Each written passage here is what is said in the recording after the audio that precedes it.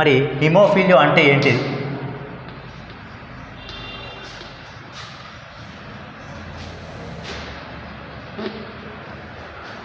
So haemophilia అనేది జన్యు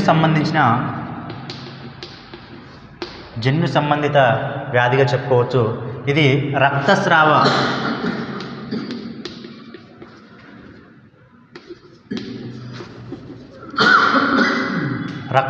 సంబంధించిన వ్యాధి. ఈ వ్యాధులు ఏమవుతుందంటే రక్తం అనేది గడ్డ కట్టదు.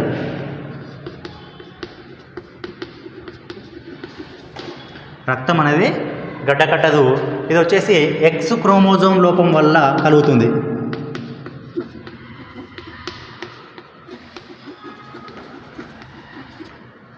ఇది వచ్చేసి పురుషుల్లో ఎక్కువగా కనిపిస్తుంది.